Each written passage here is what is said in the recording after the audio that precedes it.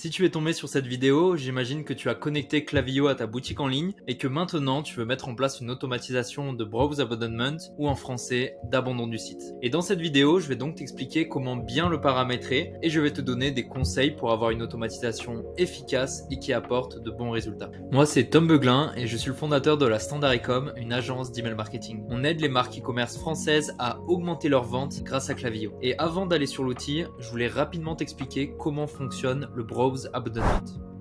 L'email de browse abandonment est envoyé lorsqu'une personne a visionné un ou plusieurs produits sur votre boutique en ligne. Et cette automatisation se déclenche uniquement pour les personnes qui sont déjà dans votre base de données. Si c'est un nouveau visiteur, on ne connaît pas son adresse email et donc le flow ne pourra pas se déclencher. Et si vous regardez le tunnel de vente qui apparaît sur l'écran, vous verrez qu'il y a plusieurs étapes pour passer commande sur un site et vous l'aurez compris, si une personne a vu un produit mais n'est pas allée plus loin, elle recevra donc l'email de browse abandonment. Mais si une personne regarde un produit et décide d'aller jusqu'au checkout, elle recevra donc votre séquence de panier abandonné plutôt que le browse abandonment. J'espère que cette petite définition était claire et on passe dès maintenant sur Klaviyo.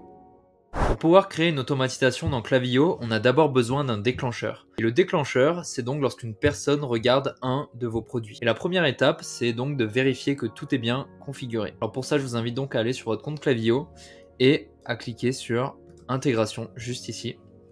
Ici, vous allez donc chercher, ici dans les intégrations autorisées, vous allez chercher l'intégration web, donc que ce soit WooCommerce, Magento ou ici Shopify, et vous allez cliquer dessus.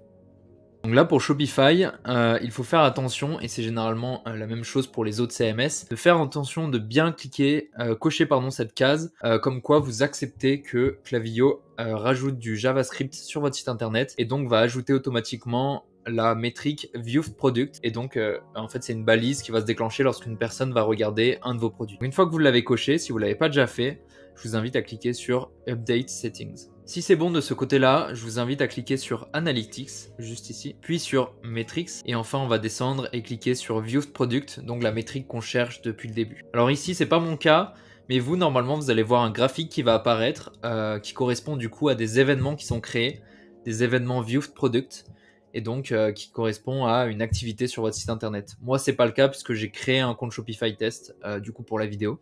Et si vous cliquez ici, normalement, vous verrez même le détail pour chaque personne.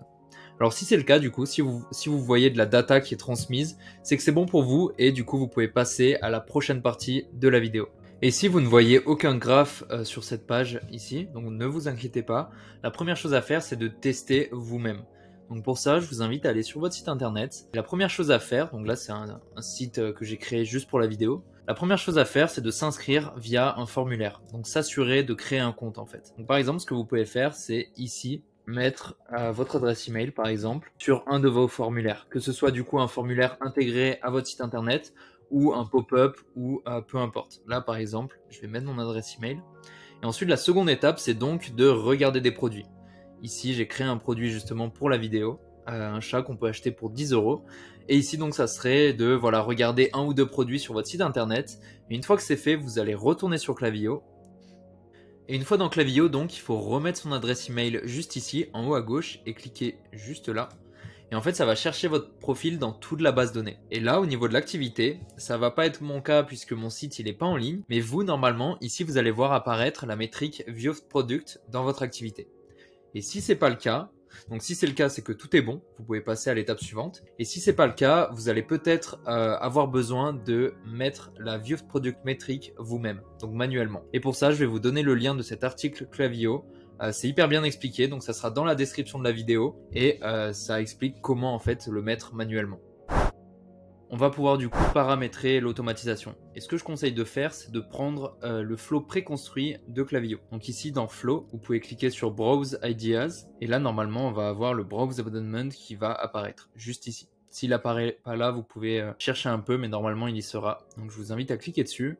Et là, vous pouvez créer le flow. Et on se retrouve donc dans l'éditeur de Klaviyo. Alors, je voulais vous montrer un truc qui est hyper important. C'est que par défaut, Klaviyo va ajouter certains filtres à ce flow. Alors, pour regarder ça, on peut cliquer juste ici, puis sur Flow Filters. Et là, on peut le voir que on a 3 filtres qui sont appliqués automatiquement. Le premier, ça permet en fait que si une personne va jusqu'au checkout, c'est de bloquer l'envoi de ses emails, puisque en théorie, si une personne va jusqu'au checkout, puis abandonne son panier, elle recevra votre séquence de récupération de panier abandonné. Donc ça sert à rien de lui envoyer le Browse Abandonment. Pour le Place Order, c'est le même principe. Si une personne a pas ses commandes, ça sert à rien de lui envoyer cet email.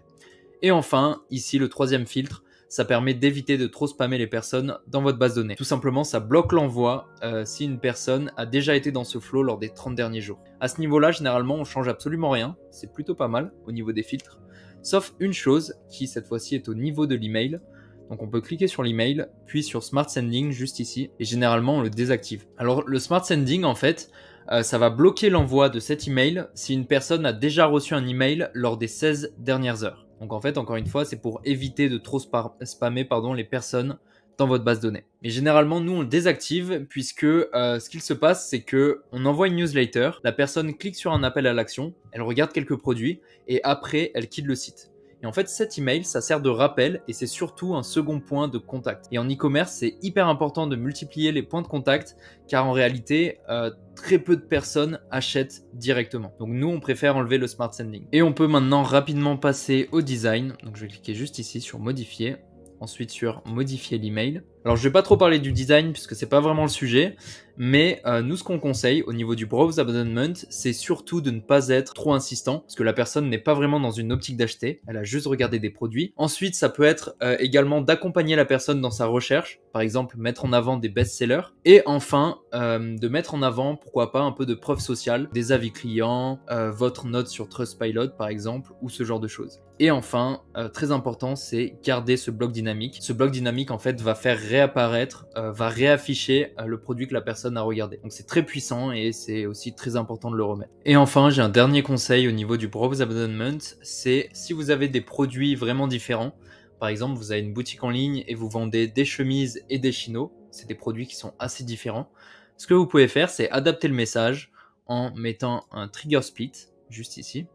Alors là, ça n'apparaît pas puisque ma métrique view product n'est pas vraiment active. Mais ici, normalement, vous allez avoir la condition collection qui va apparaître. Si vous sélectionnez collection, juste ici, vous pourrez mettre par exemple chemise. Et comme ça, vous pourrez séparer à gauche l'email qui sera envoyé aux personnes qui auront regardé uniquement des chemises. Et à droite, ce sera un email envoyé aux personnes qui auront regardé vos chinos. Donc comme ça, vous pouvez un peu adapter le message. Pourquoi pas, par exemple pour les chemises, parler un peu de la fabrication des chemises, mettre des chemises best-seller en avant, ce genre de choses. Voilà, c'est terminé. Si cette vidéo t'a été utile, je t'invite à t'abonner pour voir les suivantes. Et si tu as des questions, pose-les en commentaire, je réponds à tout le monde.